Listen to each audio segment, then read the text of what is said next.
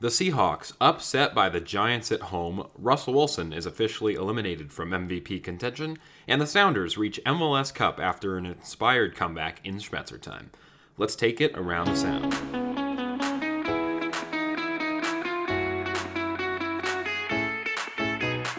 Hello everyone and welcome back to Around the Sound. We are a quarter of a way to the century mark here at Around the Sound with episode 25 today. We'll talk about a terrible Seahawks loss. We'll talk about a great Sounders win. On this Wednesday edition of Around the Sound, we'll get to all of it, but first I want to make sure that all of you are following me on Twitter at the Peyton Thomas and following the podcast on Instagram at Around the Sound Seattle. Don't miss a beat. Follow that Instagram account. We post every time an episode of Around the Sound goes live. We have new episodes of Around the Sound every Wednesday and Saturday every week. You can watch every episode of Around the Sound on YouTube at PTOM Media. That's PTHOM space media. Or you can listen to Around the Sound wherever you get your podcast. We'll start with the bad, then we'll end the episode on a lighter note, the good with the Sounders win. We'll start with the Seahawks loss. The Seahawks needed to win this one. They needed to win the next one against the Jets and get through to sort of the slightly harder part of their schedule at the end of the year. These two games against the two New York teams, we have not seen the game against the Jets. That one is on Sunday. But these two games were must-win games if the Seahawks wanted to keep themselves in the first seed conversation and keep pace with the Saints and the Packers. The Seahawks had the tiebreaker against the Packers. All they needed were for the Saints to lose at least once before the end of the year. The Saints still have to play the Chiefs, still have to play the Vikings, which meant that the Seahawks, while they didn't control their own destiny to get the number one seed in the NFC, had they won out, they would have had a great chance to capture that number one seed, if not that number two seed. At this point, with this loss, they have thrown themselves out of that conversation. They are now second in the NFC West and are back to that point of needing to win out just to get the division above the Rams, especially that Week 17 game against the Rams. That looks like it's going to be the matchup that decides the NFC West after the Rams took care of the Cardinals this week. But with this loss, you also put the Seahawks now 2 games behind the Saints and a game behind the Packers. Really difficult to see the Seahawks, even if they win out, somehow capture that first seed. Drew Brees is going to come back and be healthy. Aaron Rodgers is playing as well as ever. Really impressive teams on the other side of the NFC there. Seahawks with the loss to the 4-7, then 4-7, now 5-7. Giants really, really out of that conversation. 17-12 defeat really tells you that the offense struggled, and that was the main part of the game. And it was not just a defeat, it was a defeat to a backup quarterback in Colt McCoy. The combination of terrible offensive decisions with a quarterback who is completely lost and an inability to stop the run. On last week's episode of Around the Sound, on Saturday's episode, in my keys to this game for the Seahawks, I said the only way the Giants are going to be able to keep pace with the Seahawks and the Seahawks offense was if the Giants were able to run the ball all over the Seahawks, who entering this game were the third best run defense in football. Now, I wouldn't give too much credit to the Seahawks defense for being the third best run defense in football. I think more of that has to do with the fact that teams like the Buffalo Bills only ran the ball on Seattle 4 times because of how poor the Seattle secondary had been for the first 8 weeks of the season before it finally turned a corner. And the secondary and the pass defense did not play a terrible game against the Giants. But third best run defense in the league when teams did decide that they wanted to run on Seattle, like the Arizona game. They didn't find too much success. The run defense for Seattle had held relatively strong and looked relatively solid. The issues came with the pass rush and the pass coverage in the secondary. This was the first game where the Seahawks run defense really, really struggled, and it was against Alfred Morris, who is somehow still in the league. Seemed like he was in the twilight part of his career 5 or 6 years ago with the Washington Redskins at the time, now of course the Washington football team, and Wayne Gallman, who's come out of nowhere. Both of them are sort of this 1-2 punch rushing attack after Saquon Barkley went out for the year, and the Giants didn't just come out and run the ball all over the Seahawks. The Giants only scored 17 points on the day. For the first half, the Giants continued to stick with the run, and a lot of teams, when they say they want to establish the run game, try to establish the run game for a quarter, for the first quarter, or maybe a quarter and a half. And if it doesn't work, teams will start changing to a pass-heavy attack and start relying more and more on their quarterback. Well, Joe Judge and the New York Giants didn't really have that opportunity this game because they were dealing with Colt McCoy in the pocket, who isn't a fantastic passer. Colt McCoy has been more of a game manager throughout his career, but as far as raw athleticism, raw talent, and putting the football in the right place, he's a below-average quarterback. That's why he's a backup for Daniel Jones. Alfred Morris, Wayne Gallman, in the third quarter, the Giants continued to try to establish the run, and while they went into the half with no points scored, they came out of the half with this ability and this mentality that they were going to keep running the football, and eventually that daylight was going to break.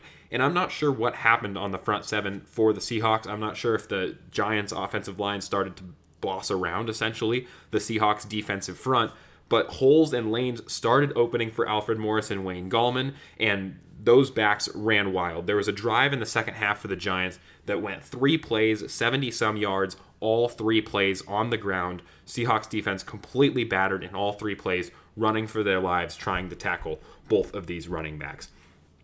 On the offensive side of the ball, both Rush and Schottenheimer, Brian Schottenheimer, the offensive coordinator, are to blame. Both played really, really poor games to only put 12 points on the scoreboard, and 2 of those points came off of a defensive safety, so in reality, the Seahawks offense had only put 10 points on the board.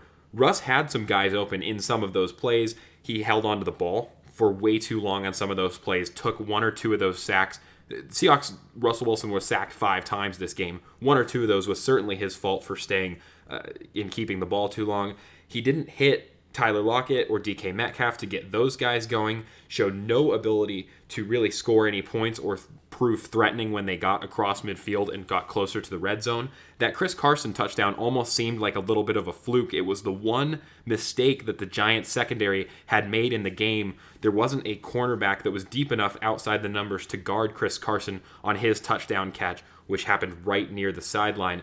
Other than that mistake, the Giants defense and Giants secondary, we'll talk about them in a minute, did not falter. But when you have an offense with weapons like DK Metcalf, Tyler Lockett, Chris Carson, and Russell Wilson, that offense has to be able to threaten even the best of secondaries in the NFL and put up at least a few touchdowns every single game, if not just in the run, but in the passing game too. I want to know where the first half of the season Russell went. This is a completely new quarterback. This is an average quarterback. This is the type of performance you would expect out of a guy like Daniel Jones, not a guy like Russell Wilson in the first half of the season, which was producing performances closer to a Patrick Mahomes. This Russell Wilson looks completely lost, looks completely hesitant, and like I said, the other side of that offensive part is the offensive coordinator and Brian Schottenheimer.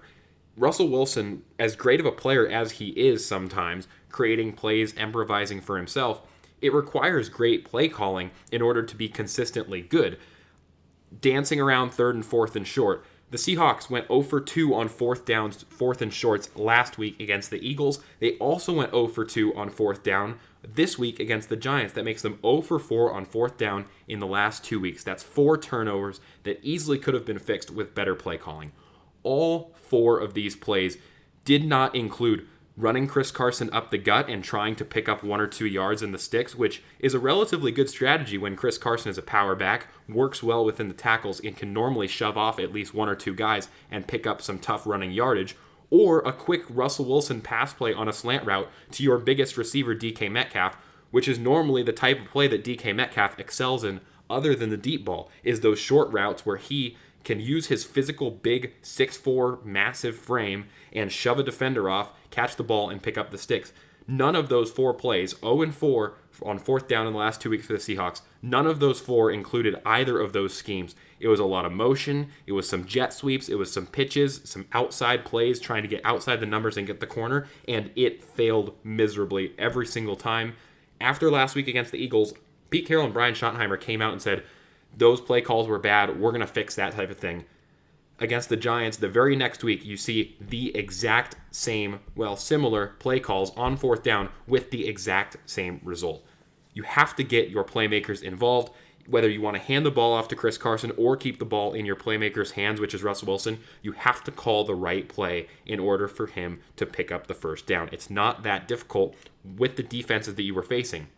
The Giants' defense played an incredible game, but still that defense is not top 5 in the league. You should still be able to pick up 4th and shorts against that defense.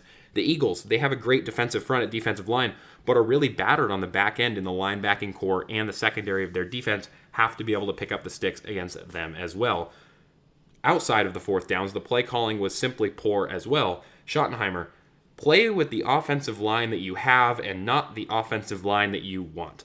Many times, when the Seahawks offense was looking for a spark, looking for something to get going, what goes through Brian Schottenheimer's mind is Russell Wilson has an incredible ability to throw a deep ball. It's called a moon ball, where he throws the ball 60 feet into the air and it drops perfectly into the hands of his big, deep threat receiver, DK Metcalf, or his smaller, speedy, deep threat receiver, Tyler Lockett. Both are incredible receivers at catching this deep ball. When you play with the mentality that you need a deep ball to one of your receivers, the play takes 3 to 5 seconds to develop because you have to give your receivers time to get down the field.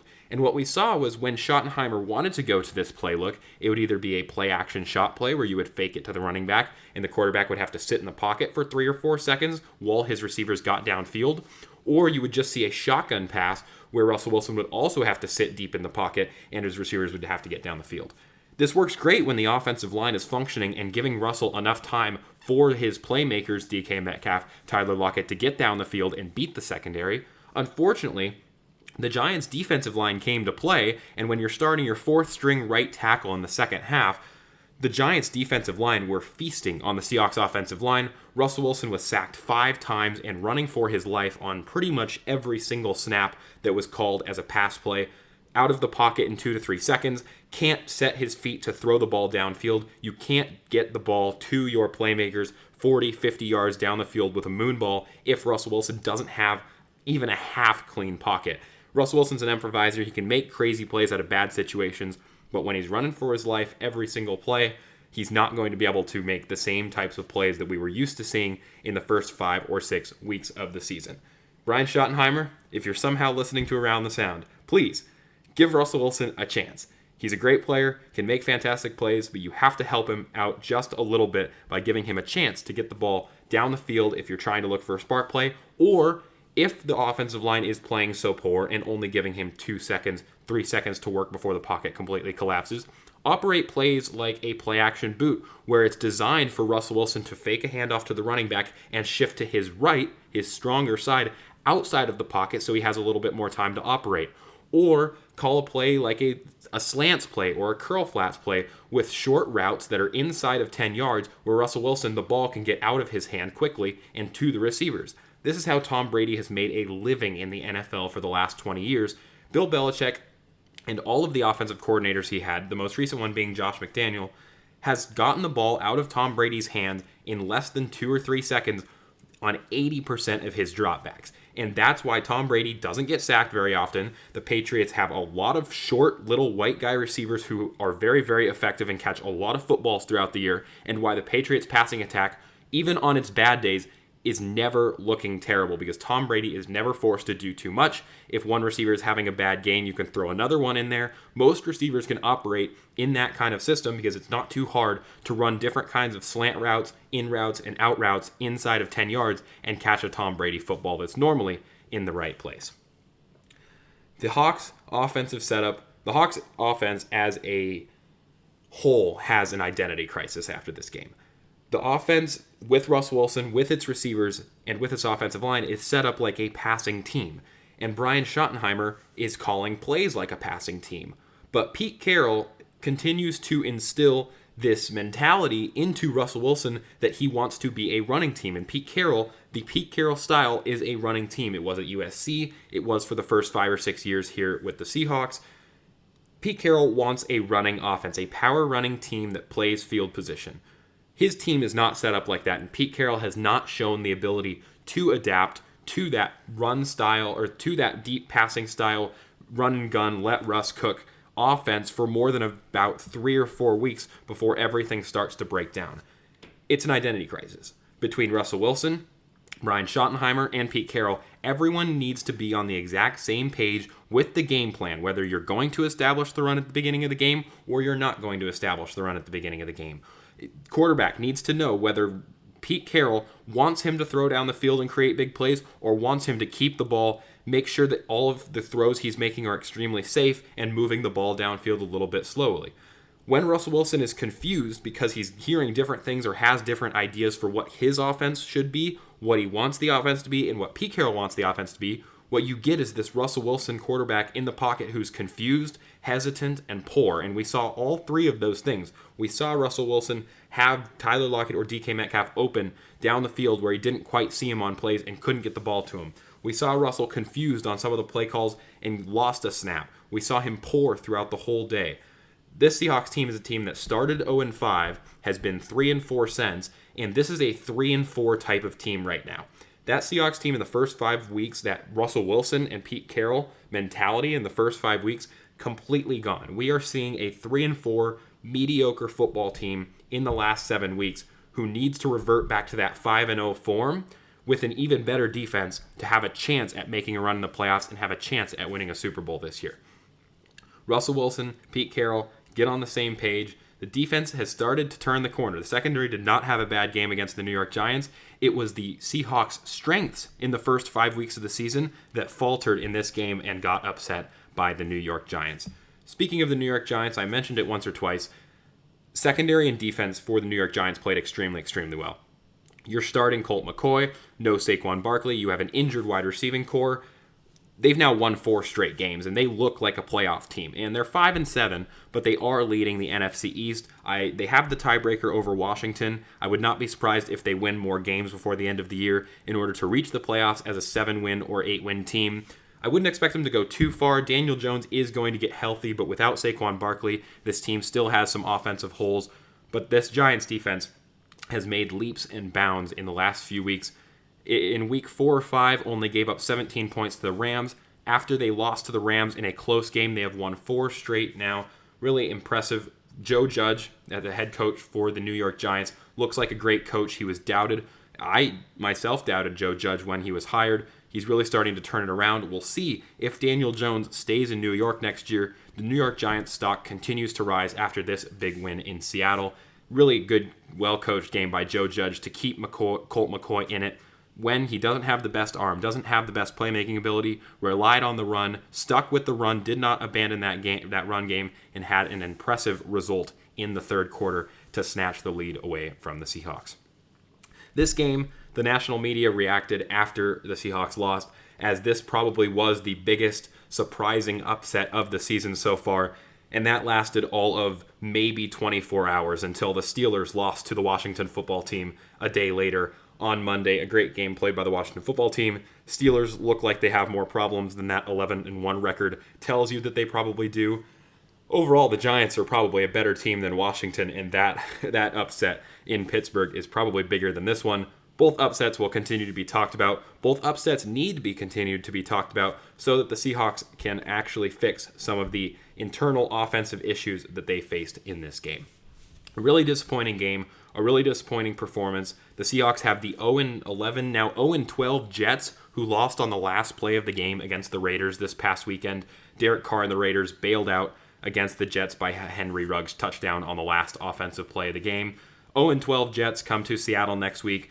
Seahawks needs to fix their problems. Even with a terrible Seahawks game, they probably still will inch past the Jets, who are, in all honesty, a terrible football team right now. But Seattle needs to start figuring out their problems when they start playing better opponents later in the year. 49ers Week 16, Rams Week 17, and of course when it comes down the stretch in playoff time. Really disappointing game. We'll head to the better part of this Around the Sound episode, which was not a disappointment, was not an upset, but an incredible comeback in Schmetzer time by the Sounders. Credit to Emmanuel Reynoso and Minnesota United for a truly spirited run in the playoffs. Minnesota United entered the MLS in 2017. 2 poor, expansion-type years to begin their franchise, got closer to the playoffs. 2019, last year in the MLS season, Minnesota finally did inch above that playoff line, only to be knocked out in the first round by Zlatan Ibrahimovic and the LA Galaxy. 2020 finally looked like the year that Minnesota had a chance. Emmanuel Reynoso playing in that number 10 role, similar to a Nico Ladero type of player. They both came from Boca Juniors, the same club in Argentina. He had 7 assists in the 3 MLS postseason games that he played in. Also scored the first goal for Minnesota, that free kick goal in off the post. Really impressive game from him. Really impressive run from Minnesota United up until this match. So close to reaching that MLS Cup, their first MLS Cup. But let's walk through this game. The first real notable moment was that Reynoso free kick in off the post. And Stefan Frei has shown a vulnerability to set pieces and to free kicks, corners, penalties throughout his career. He is one of the best shot-stopping goalkeepers, has one of the best controls of his area in the MLS, does Stefan Frei. But he has shown a weakness to set pieces in his game, and we saw it last year in the MLS Western Conference Final against LAFC, where they notched their only goal off of a free kick. And here, the Minnesota United gets both of their goals actually in this game. The first one off a free kick, a direct free kick. The next one off a free kick that was whipped into the box, and a header that came off of it. But that's something that the Sounders need to be aware of and need to find a way to fix in MLS Cup. The Columbus Crew in MLS Cup on Saturday have a great free kick taker, by the name of Lucas Zelarayan, who has banged in a few free kicks this year. He will be lined up. If he gets free kicks anywhere in the final third, he is capable of shooting them. Frei needs to be ready, the defenders need to be ready, and the Sounders need to have a plan in order to stop the bleeding on set pieces. Shane O'Neill had a tackle that led up to that free kick that could have been a red card, certainly would have changed the landscape of that game, was given a yellow card from the tackle. He went in with only 1 foot. It was not a 2-footed challenge. Did make an attempt to play the ball. It was absolutely a reckless challenge, close to that line of being a red, but 2 main factors. One was not a major goal-scoring opportunity. It was sort of a half chance. There was other defenders behind Shane O'Neill. And second, he made an attempt to play the ball, did not hit the plant leg of Reynoso on that foul. He hit the front leg right after the ball had left his foot. A yellow card for Shane O'Neill. Once the Sounders came out of the halftime locker room down 1-0, there was a few moments where the Sounders looked like they were finally going to find that equalizer and get on level terms in the game. Rui Diaz shoved off a defender, had a through ball played through to him, and finished it. Equalizer 1-1, there it is. Not too fast. The goal goes to VAR. The referee checks the stand, rules off the play, says that Rui Diaz fouled the defender when he bowled over the defender to try to get to the ball. Probably the right call there on VAR, but so close for the Sounders. A few minutes later, Jordan Morris hit the post on what would have been a fantastic strike. And right after those 2 moments, Minnesota United find their second goal. And 2-0 is known as the most dangerous lead in soccer. 2 set-piece goals for Minnesota. You're now sort of past that halftime adjustments period into the dog hours of the second half. The middle of the 65th minute or so, that range. Minnesota has this incredible ability all year to be able to lock up games. One of the most defensively sound teams, with Ozzy Alonso leading that back line, playing right in front of it as a defensive midfielder. Have other very capable players across that lineup do Minnesota to lock up games and see out victories. At this point in the game, it seemed like the Sounders had their opportunities with the Rui Diaz moment, with Jordan hitting the post. And that now that Minnesota had fended off those opportunities and not conceded through those opportunities and found their second goal, it seemed like it was Minnesota's game in hand, locked up, and that they would be able to see the match out.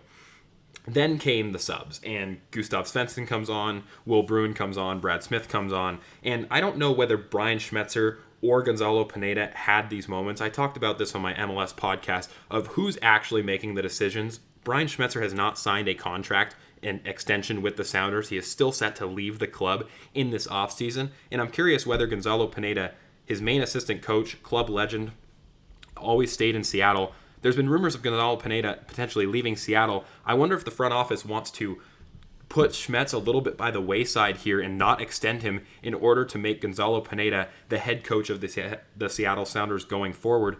Schmetzer, as much as a great coach as he's been in the last few years for the Sounders, he's going to retire in a few years. Gonzalo Pineda is probably the next guy in line who's going to take up that spot for the next 10, 15, 20 years for the Sounders, assuming that he continues to win games. He's the next guy in line. I wonder if the front office is going to start moving away from Schmetzer after this year and slide Pineda into that slot. Pineda seems to me like the more tactical guy that's making the changes, that's recommending this stuff to Schmetzer. Schmetzer seems more like the locker room type of coach that keeps everybody level-headed, keeps the players in the right mindset. I think Pineda is sort of the brains behind the whole operation. But whoever it was, whichever it was, Schmetzer or Pineda, they absolutely made the right substitutes here. And game on, after Bruin scored that first goal for the Seattle Sounders in the 75th minute, then the 2 less days of rest for Minnesota started to add up. And I talked about this in the last episode of Around the Sound, that the Sounders had almost a full week of rest before this game. Minnesota had 2 less days of rest, only 4 days of rest before this game. A 4-day turnaround compared to a 7-day turnaround. That certainly played a factor. Minnesota also took an injury to their right back, Romain Métanire, who is one of the best right backs in MLS. And this is when the tide began to turn. You saw Minnesota get slower, get more tired. You saw more subs on the field for Seattle, who had subbed on 4 players, compared to Minnesota, who had only made 2 changes. And you saw this incredible comeback where the Seattle Sounders scored Rui Diaz in the 89th minute, Gustav Svensson with a header in 90+3, in order to win the game 3-2. Seattle has still not ever lost to Minnesota United, despite losing past the 88th minute twice. They won both of those games, if you recall. In 2018, the Sounders scoring in 90+1 and 90+7 to beat Minnesota in Minnesota, still in the old TCF Bank Stadium, the University of Minnesota football stadium, before Allianz Stadium, their official home, was completed. I did feel a little bit bad for Ozzie Alonso, of course, coming back to Seattle, trying to prove a point. He played a fantastic game and had a fantastic year in Minnesota, was the brick wall in that team and the brick wall in defense that really held things together for them at the back. I also have to feel a little bit for Minnesota sports fans who have been through a heck of a lot in recent years. Remember the Blair Walsh wide left field goal against the Seahawks of all teams just a few years ago. Those teams continue to choke in the playoffs, not just the Vikings and Minnesota United, but the Twins have not won a World Series for decades. The Wild and Timberwolves also have not won any championships ever. But this team, the Sounders team, it's probably time to start lumping them in the dynasty category. This Brian Schmetzer Seattle Sounders team have been in the playoffs 12 years and counting. They have been in the MLS Cup 4 out of the last 5 years. This team is probably the best dynasty that MLS has ever seen in their entire 25-year lifetime. That award had been probably undoubtedly given to the Galaxy team of 10 years ago with Robbie Keane and Landon Donovan, who had won so many MLS Cups. This is the chance for a third star for the Seattle Sounders in 5 years, going to 4 out of the last 5 MLS Cups, like I mentioned. It's time to start putting the Sounders not only in that category, but probably a step above. Now that MLS is so much more competitive, the level of play is so much higher. For the Seattle Sounders to continue to be winning and getting to MLS Cups year after year, extremely impressive. This is an organization that is built on winning and built on success with incredible players with potential to do things like this. It is really difficult to kill off the champs. An incredible comeback. MLS Cup is on Saturday night. On Saturday's episode of Around the Sound, we'll have plenty to talk about. We'll preview the MLS Cup between the Columbus Crew and the Seattle Sounders. We'll also touch on the biggest game of the year for the Huskies, the final game of the regular season in the Pac-12, Washington versus Oregon. That game decides the Pac-12 North. The winner of that game will go to the Pac-12 championship. The Seahawks also play the Jets. The Seahawks are kind of the third biggest piece of news on the pecking order between those teams. The Seahawks host the Jets. We'll have an exciting episode of Around the Sound on Saturday. A huge moment in the year for Seattle sports, it seems. All kinds of exciting stuff going on between the Sounders and MLS Cup, the Huskies winding down their season, and the Seahawks going down the stretch as well. The news cycle isn't getting any lighter. The games are getting more and more exciting. So we'll be back on Saturday before we have more episodes next week as well. But make sure you tune in on Saturday, MLS Cup preview. We'll get to all the news. We'll preview Washington versus Oregon.